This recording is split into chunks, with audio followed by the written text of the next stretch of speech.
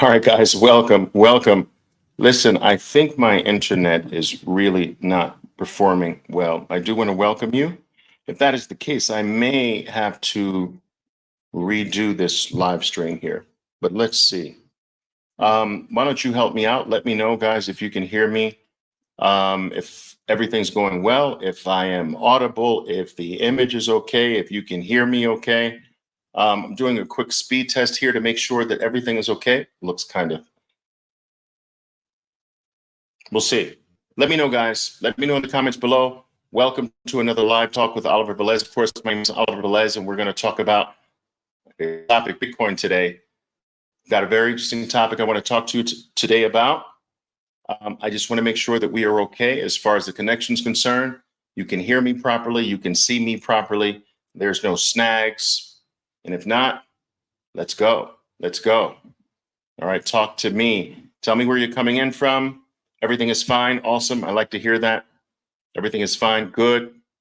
Hear me well. Beautiful. All right, guys. Let me know where you're piping in from. You know, I like to sort of banter until we get like 300 or so people logged on. But let me know where you're coming in from. What corner of planet Earth? What country? What city? Talk to me. Talk to me, guys.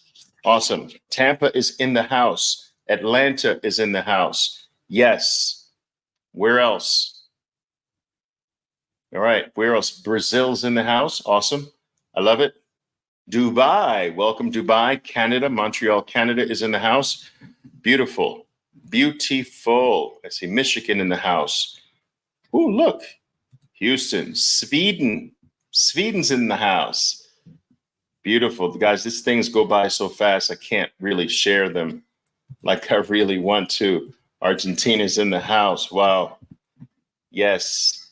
Congo is in the house. Kenya is in the house. Argentina is in the house.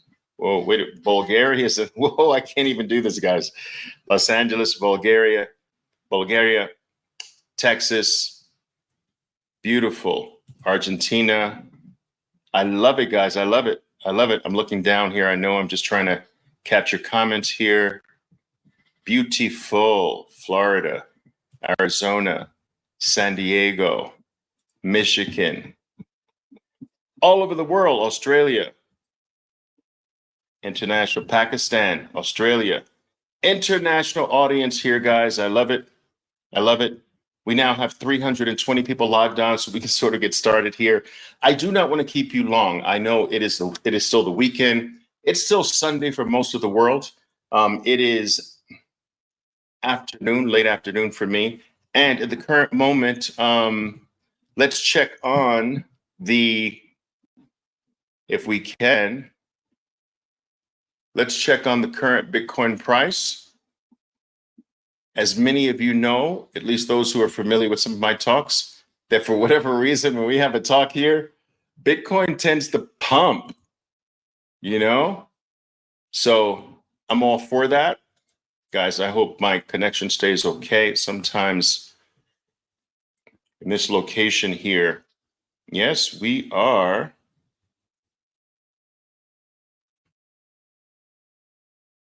Got a little strength going on here. What we had, at least. I'll take it. Okay.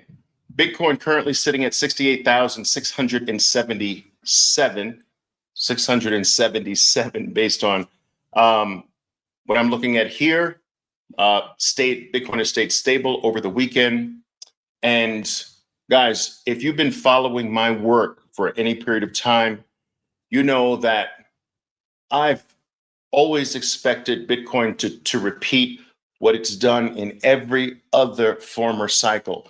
That right after the Bitcoin halving, it goes into a lull, what we call a backing and filling period, somewhat of a sideways, choppy, do nothing period, right into US presidential election time and right before US presidential election time, which is your latter part of October, you start to see bullishness return. This has happened virtually every single cycle of Bitcoin's history. And lo and behold, as soon as the middle of October came into play, we came off of the prior dip and started to display some bullish characteristics. We're still currently displaying bullish characteristics. I believe these bullish characteristics, for the most part, will stay in play all the way until the end of 2025. That is, if history is any guide. And of course, history is a guide. It's the only guide that we have. All right. And so we're in the very best period, statistically speaking, of Bitcoin's 4-year cycle. Remember, Bitcoin operates off a 4-year cycle. So every 4 years, it's a mathematical protocol that is designed to not only be more scarce every 4 years of its life, not only to be more rare every 4 years of its life, but to also be at an all-time new high in terms of USD denominated prices every 4 years of your life until you die. A lot of people take issue with me whenever I tell them that. They say, Oliver, come on. How can you say Bitcoin has the mathematical ability to be at all-time new highs every 4 years for the rest of my life? I says, yes, not only for the rest of your life, but the rest of your children's lives and their children's lives and everyone else's lives in your bloodline after you. And the reason I can say this with great confidence is simply because of this. Monetary debasement, fiat debasement, is guaranteed to mathematically be at an all-time new low every 4 years. Every 4 years, your purchasing power, whether you are using the dollar, the Argentinian peso, the Japanese yen, I don't care what dirty paper money out there you're using, every 4 years, your purchasing power is guaranteed to be at an all-time new low. So Bitcoin is mathematically designed to be the exact opposite, because fiat currency's purchasing power is guaranteed to make new lows every 4 years of its life. Not every 1 year or 2 years, but every 4 years. It is guaranteed to be at new lows in terms of purchasing power. Because of that, Bitcoin is guaranteed to be at all-time new highs every 4 years, because it's literally the opposite of monetary debasement. It's a protocol that's designed to mirror the opposite. So what does this mean? Every single time a central banker prints a dollar, Bitcoin's value goes up. Every single time they debase you, Bitcoin's value goes up. Every single time they lie, every single time they spend, every single time they manufacture another reason to spend your money, Bitcoin's value goes up. And let me tell you something. They will never stop spending your money. They will never stop printing money out of thin air. They will never stop the printing press from going burr. Never, never in your lifetime, not in your kid's lifetime. Period. Now, if you want just a simple, let me give you a simple example of how this will never stop. I want to show you, I've shown you this before, but I'm going to quickly show you once again why this will never stop. The printing of money will never stop. The money supply will never stop rising, ever. My mom used to say, Oliver, come on, be careful. Never say never. Mom, I'm sorry. Never. They will never stop printing, ever. It's been happening for thousands upon thousands upon thousands of years, guys. And I will show you this. I will show you so that you understand exactly what I'm talking about. All right. Once again, I'm going to put this in your face. I'm going to put this in your face. Okay. Give me a second. Here we go. Bring it up here. Let me put it in your face. Boom. There it comes. Now, what you are looking at is the money supply since it has been recorded all the way back to 1959. Okay, that's when it started to be recorded. Now, 1959, I want you to see it. This is 1959 down here at the far left. This is where we are now. All right. Now, you tell me, has that stopped going up since 1959? No. And it never will. Oh, it'll have some brief, tiny, minuscule pauses. Do you understand? But these pauses will never last for years. They will last a year, year and a half tops. Every 4 years, this is going to a new high, which is another way of saying every 4 years, your purchasing power is going to a new low. So as money supply increases, purchasing power decreases. So money supply at all-time new highs, purchasing power at all-time new lows, Bitcoin at all-time new highs every 4 years, forever. Tell me you understand this. Money supply at all-time new highs every 4 years, Bitcoin at all-time new highs every 4 years, purchasing power at all-time new lows every 4 years, Bitcoin at all-time new highs every 4 years. It's literally created to be the opposite of monetary debasement. It's inextricably intertwined. Tell me you understand this. A few of you let me know if you understand this. Is this too above you to understand? Is it going over your head? Or do you get it? You got it? All right, makes sense. Yes, most definitely. Awesome. Beautiful. Yes, guaranteed. Boom. So I want you to understand that that is not crazy. You know what's crazy? This chart's crazy. That's the crazy thing. But Bitcoin is tied to crazy. You understand? It's tied to crazy. That shit's crazy. Bitcoin's tied to crazy. But here's the beautiful thing. Monetary debasement will happen, even though it'll be at all-time new lows every 4 years, it'll happen at a rate of, depending upon what dirty paper you're using. So in the United States, you'll be at a rate of around 8% to 14%, and on crazy years, maybe 20%.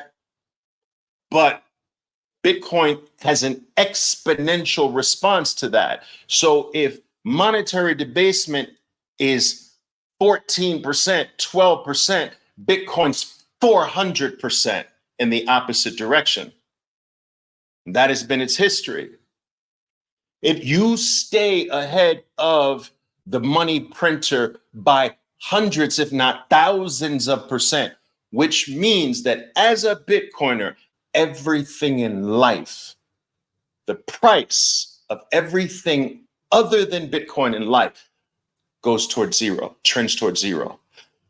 The life of a Bitcoiner gets cheaper every 4 years, guaranteed. Whereas that everyone else who does not have Bitcoin, their life gets more expensive. Their life gets harder every 4 years. Let me give you a quick example. I know a professor. I've known him for many years. He's a professor, a high-level mathematician in Venezuela.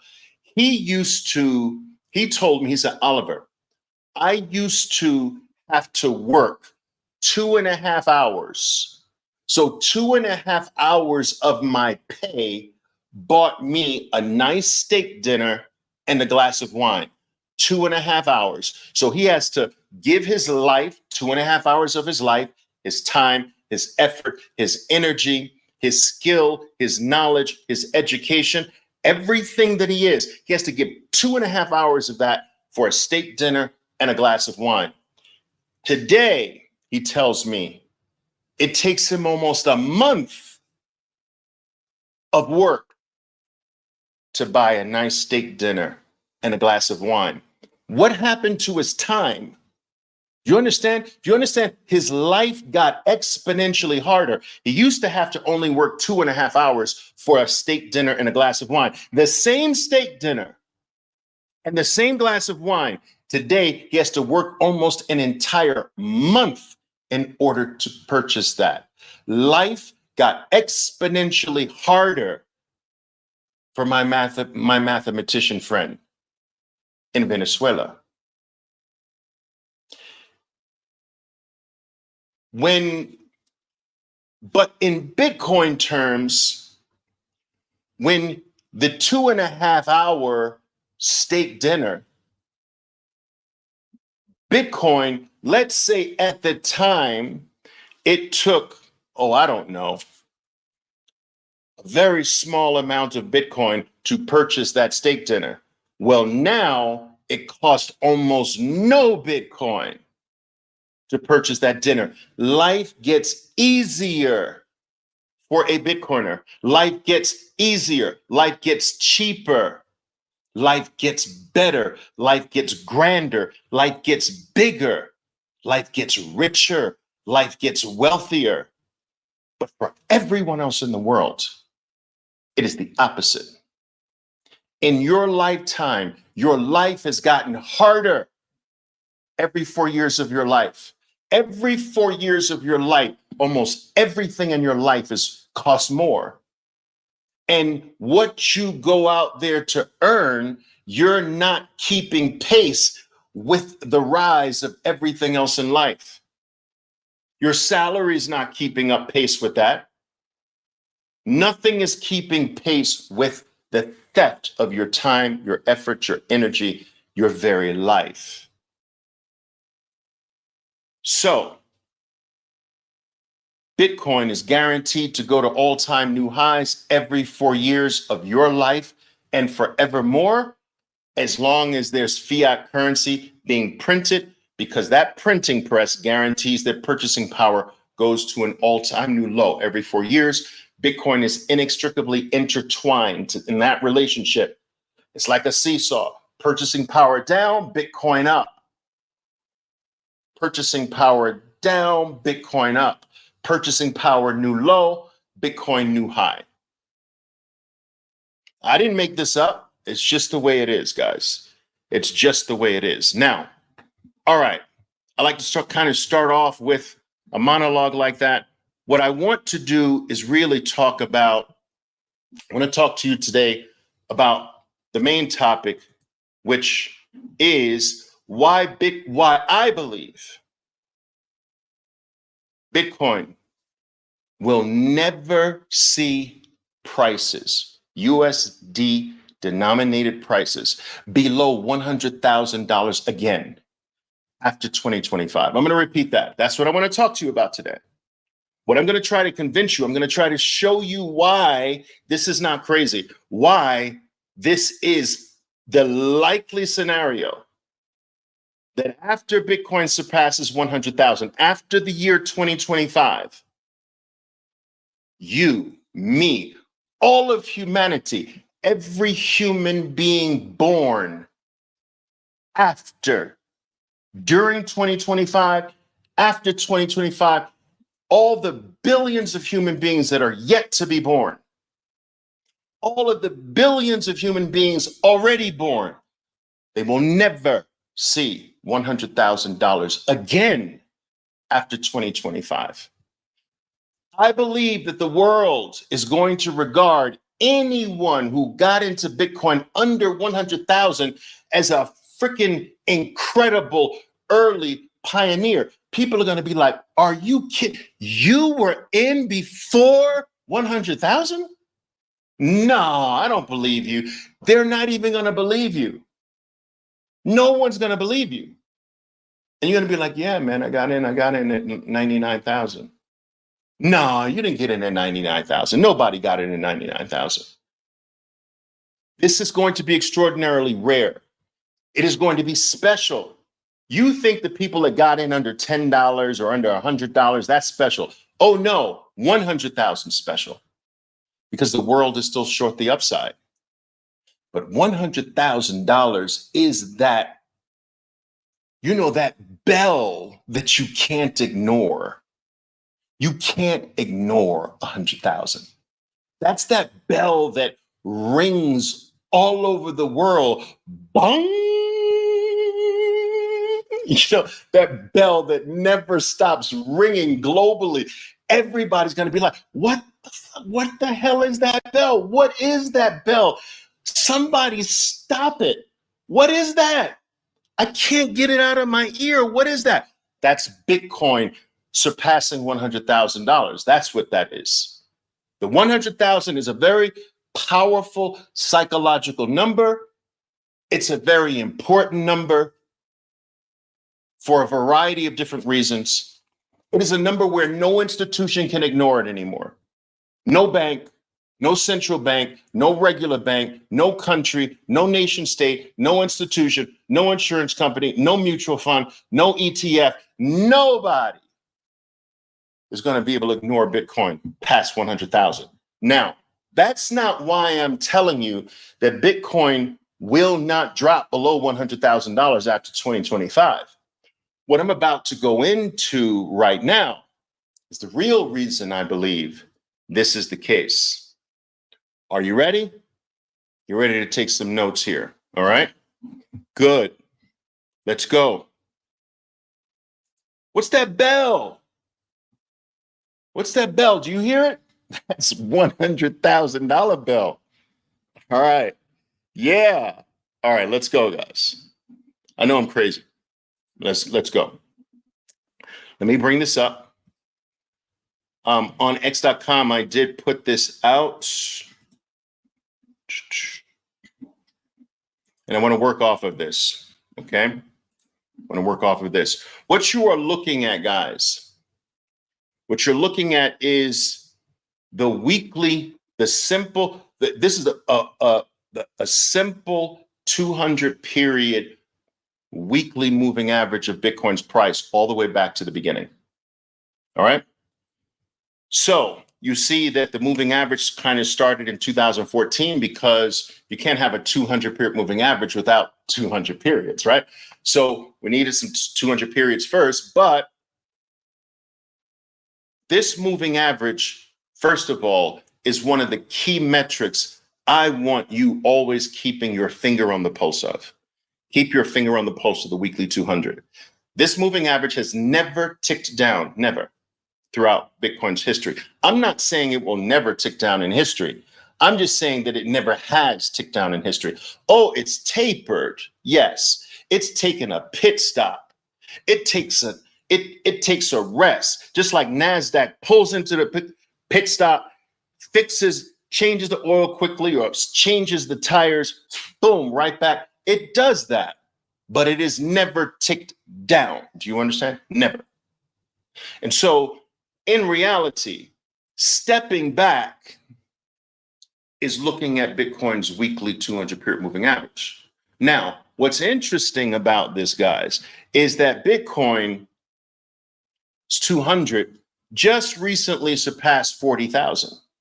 Now, this is a milestone that just passed 40,000. So Bitcoin, as we just mentioned, Bitcoin's trading at 68,000 and change, but it's 200 MA, 200 moving average, just crossed 40,000. Okay. Now, I want you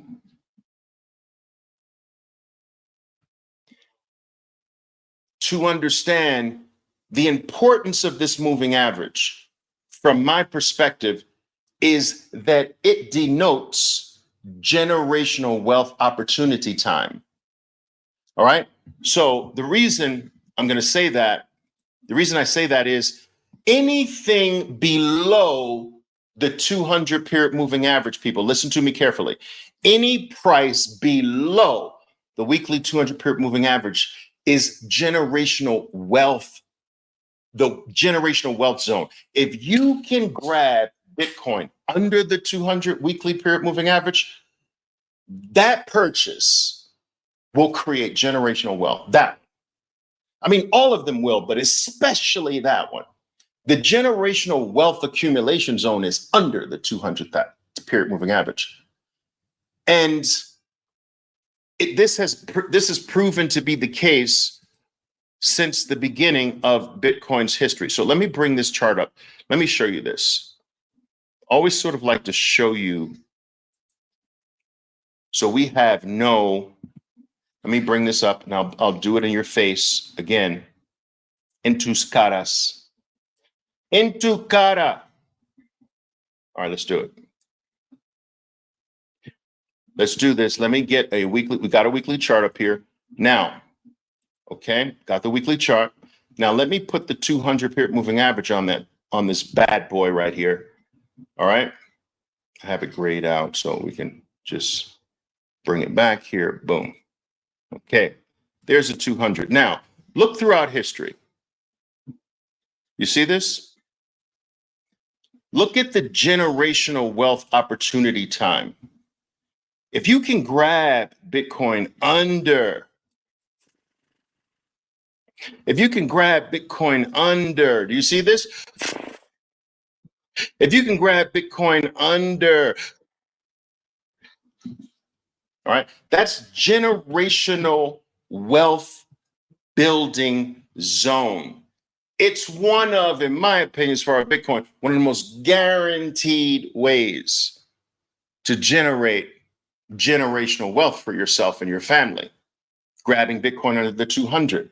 So this is one main reason why it's extraordinarily important to keep your finger on the pulse of the weekly 200 period moving average. That zone under, when everyone's freaking out, when all of your ponytail wearing bull bears out there calling for Bitcoin 1,000, Bitcoin 3,000, Bitcoin tip, stupid shit like that, that's when you're going to see that in mass.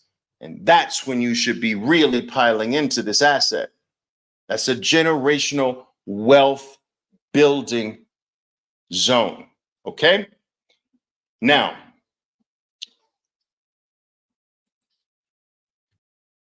let me get these markings off. Very powerful. Okay. What I want to show you here is I want to show you something different here.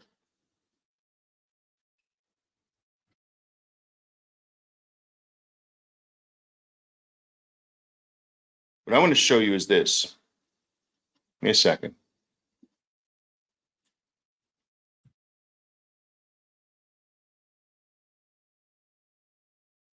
Okay, good. Okay, let's take a look at this. Now, I'm going to give you some numbers. You might want to write them down, okay? I like to look at the 200 in the past, which gives me the ability to project where the 200 is likely going to be in the future. Now, this is important because remember I told you that period under the 200 is the real juicy generational wealth accumulation zone. So coming up with a projected 200 means this way. Projected 200 price is just as important as trying to come up with a projected USD denominated price of spot Bitcoin. In some ways, I think projecting the 200 is more important. Here's why. Let me give you some statistics. I just told you that the weekly 200 period moving average on Bitcoin just crossed 40. Now, if we go back to the last halving, okay, 2020, but we go back to the same day today, so October, what is it? October 20th, okay? October 20th, more or less, right? So October 20th, 2020, you go back to the 200 in 2020, you'll find that the 200 was around 6,800. So the 200 period moving average was at 6,800 more or less. The same day this day 4 years ago in October of 2020. 4 years later, today, we just crossed 440,000. So now let's do some math on this. If you were to calculate the percentage rise from 6,800 to 40,000, you come up with about 488% gain. That's a 488% gain. Okay? That's what the 200 period moving average experienced, a 488% rise in 4 years. Now, this rise, people, this rise occurred before there was a MicroStrategy, before there was nation states like El Salvador adopting the Bitcoin standard, before there was regulatory clarity on the asset, before there were spot Bitcoin ETFs, before the 4 biggest wealth managers on planet Earth pounding the table as Bitcoin marketers, before FASB rule changes. Do you understand? Before SEC approval of options on Bitcoin, spot Bitcoin ETFs, before US presidential candidates running on a Bitcoin pro platform, right? Before before the biggest holder of assets in the world, BNY Mellon, the biggest custodian in the world with $50 trillion of assets it's responsible for as a custodian. 50 trillion. Fighting for and getting approval to custody Bitcoin. Before before institutional sponsorship, there were no institutions in Bitcoin before 2020 to speak of. So before all of this, Bitcoin's 200 period moving average experienced a jump of 488% 4 year to 4 year. October to October, this October, 6,800 to 40,000. You get this, right? Now, this is before all of this bullishness. One would expect that the next 4 years, the possibility of the 200 jumping more than 488% because it did it without all of these things. What is it going to do with all these things? So I'm saying that there's great odds that this next 4 years, the jump in the 200 is far bigger than just 488% without all of these bullish things. But let's put that aside. Let's assume that with all of these extra bullish things, Bitcoin just simply repeats. So it's 200 period moving average, 488% higher. October 2028 so 2028, October 2028, Bitcoin's 200 is at 288,000. If we do, no, that's wrong. October 2028, 488% up from 40,000 today, 4 years. Maybe that's 235, something like that. So 200, let's run 235,000. The 200 in 2028, assuming Bitcoin just repeats what it did without all of this bullishness, the 200 is at 235,000. Now, remember I told you that the generational buy zone that is always pushed Bitcoin up exponentially is that period under the 200.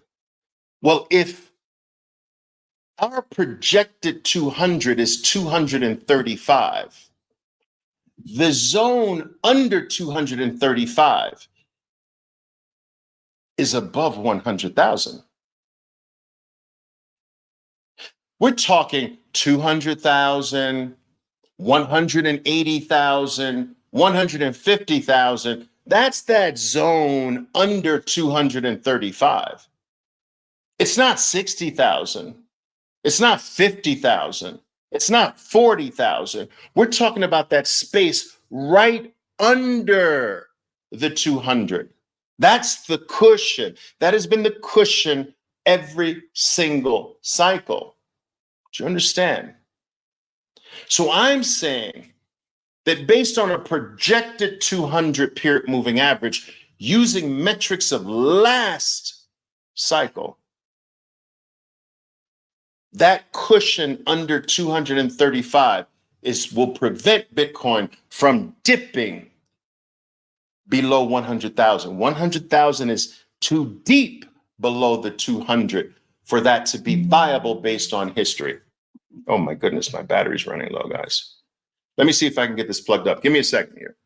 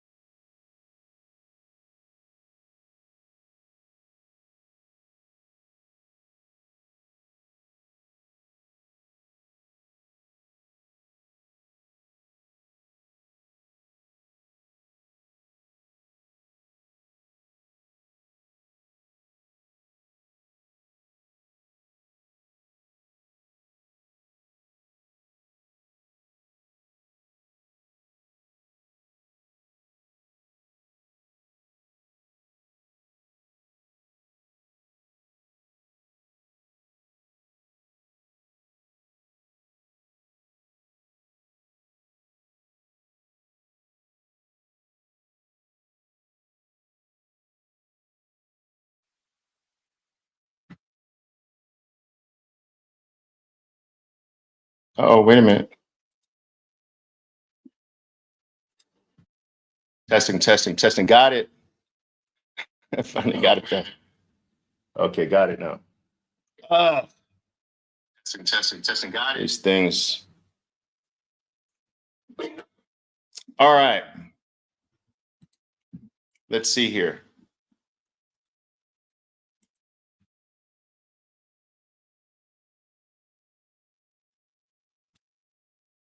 Okay.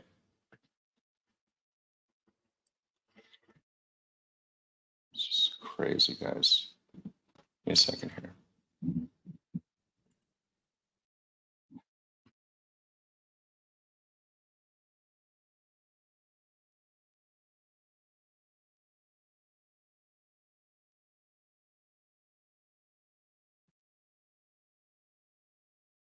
Okay.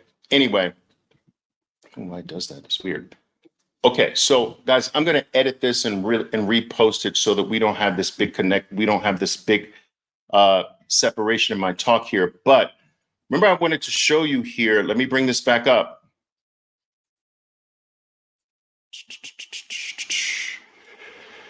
It's not it. Got to reset everything again. Sorry about that.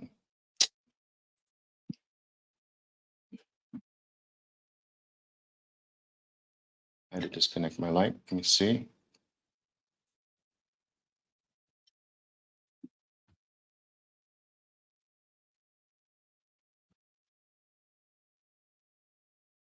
Okay, we're going to grab.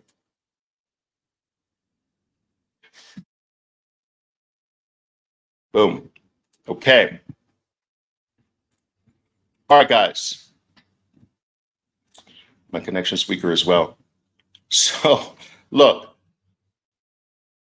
we were talking about the fact that a 488% rise, if we duplicate the rise in the 200 period moving average from last cycle to this cycle, we get about 235. The zone right under 235 is that real powerful supportive zone that is always served as that for almost all of Bitcoin's life. That is the generational accumulation zone. I don't believe that zone breaks down if I'm right with the projection of the 200 period moving average. I don't think that that zone breaks down below 100,000. So I think that once we pass $100,000, guys, this cycle,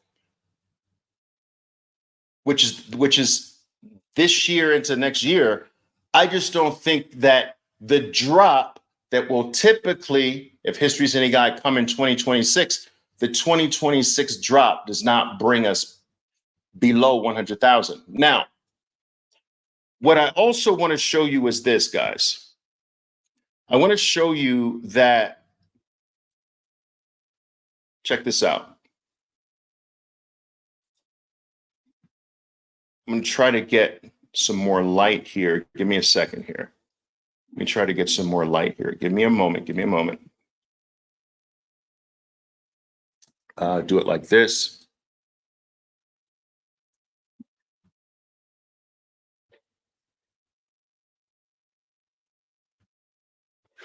All right. So what I want to show you guys is so small here. I want to show you how Bitcoin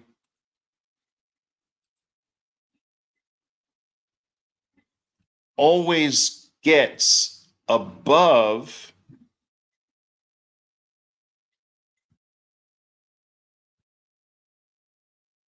can't do this. I want you to look at how far above the 200 period moving average Bitcoin gets every cycle. Okay? I'm gonna have to do this with the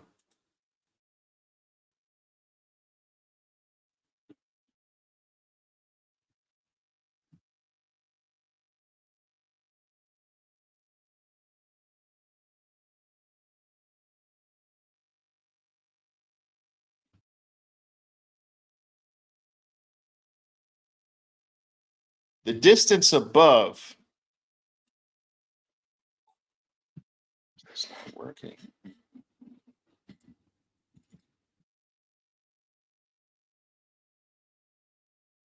The 200. It gets every cycle.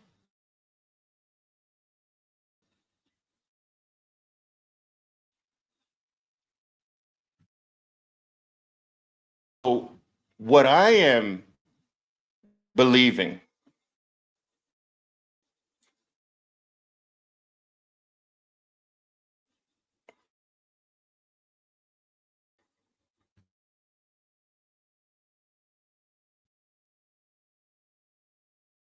is that we get high enough does not get us below $100,000 again. I think that's my connection. The connection must be sucky here, guys.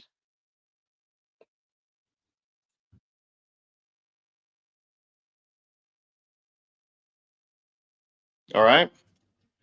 So looking at Bitcoin's relationship to its 200 can really give us some very, very important clues here, guys. Very important clues. There's a certain surge away from the 200. We haven't really experienced that yet. There's also a rising of that 200. Last time it rose over a 4-year period, 488%.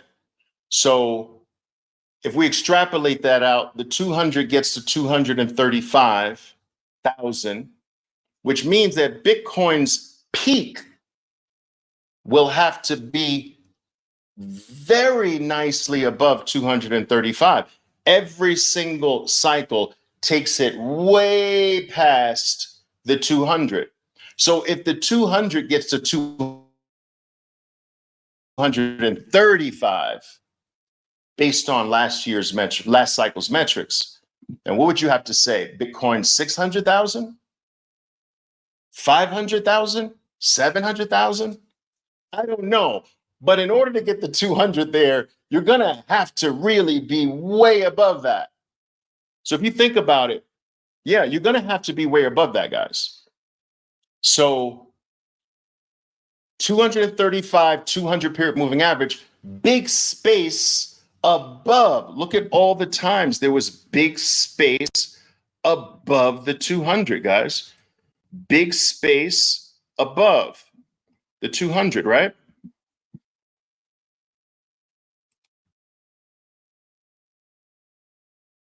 Space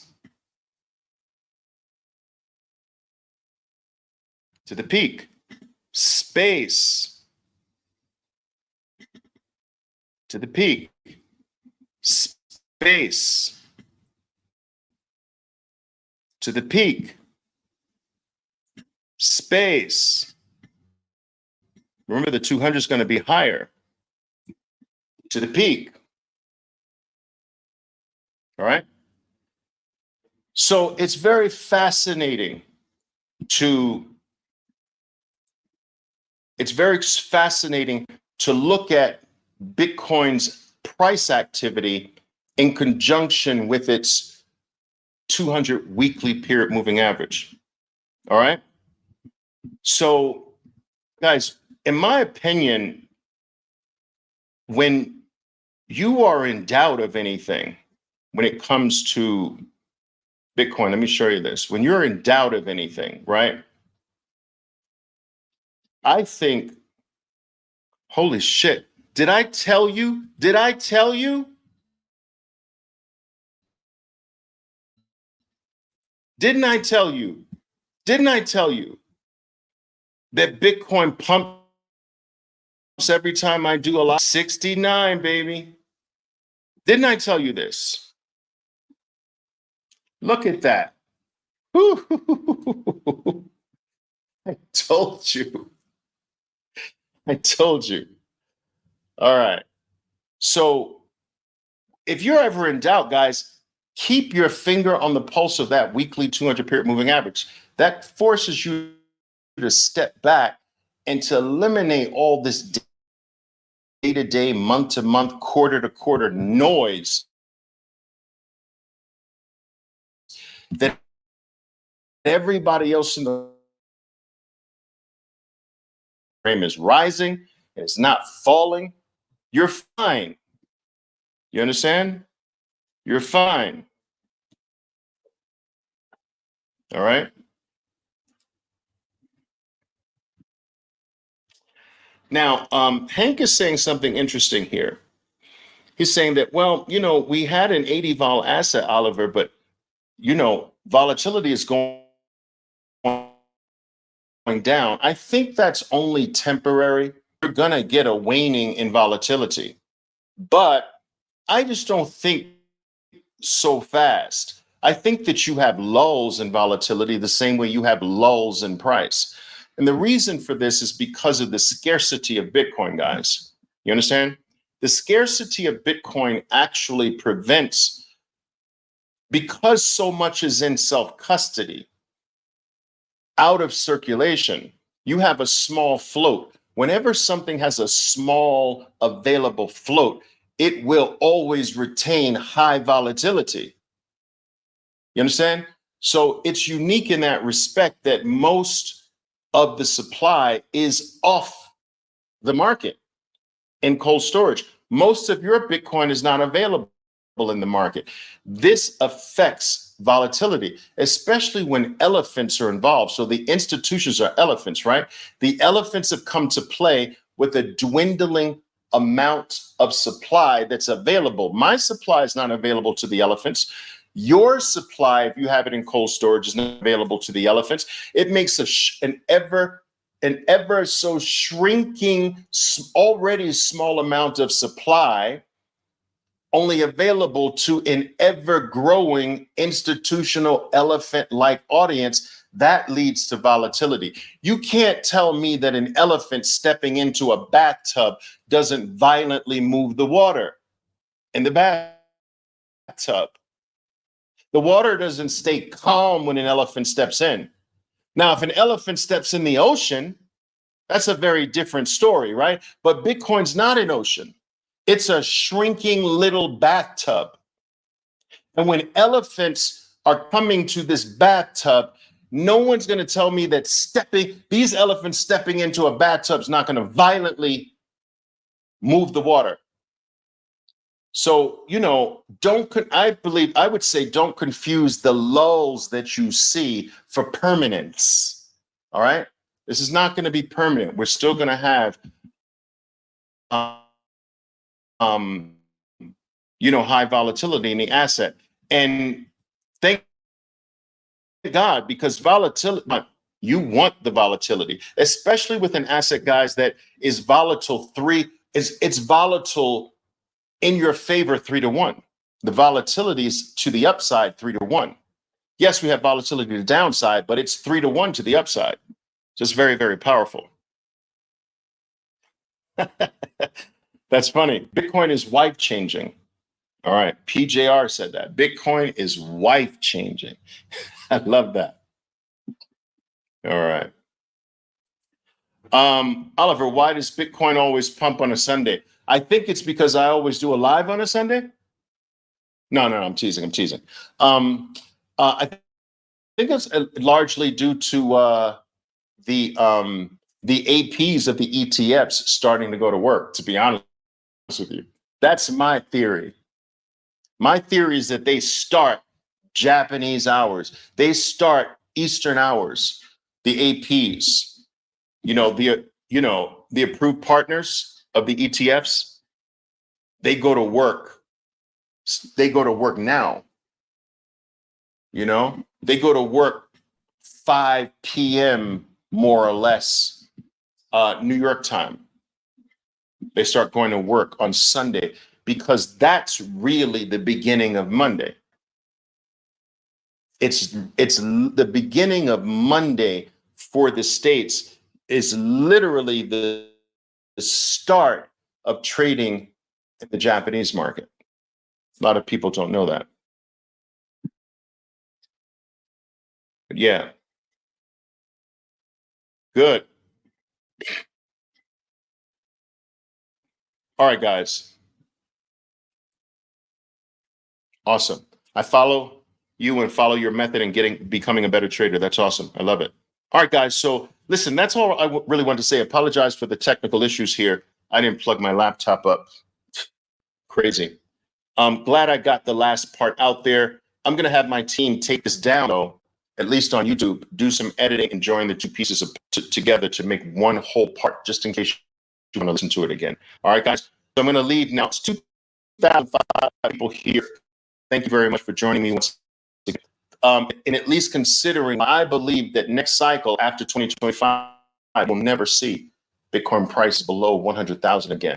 So grabbing Bitcoin now makes you extraordinarily rare, makes you one of the pioneers from an historical point of view. People from now will not believe that you are in Bitcoin under $100,000. What is about to happen, in my opinion, is going to shock the world, people. And it would be, guys, it would be, shoot. I believe that if you don't take advantage of this, the regret of your life.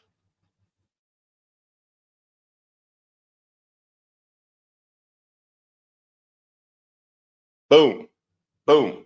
All right, ciao.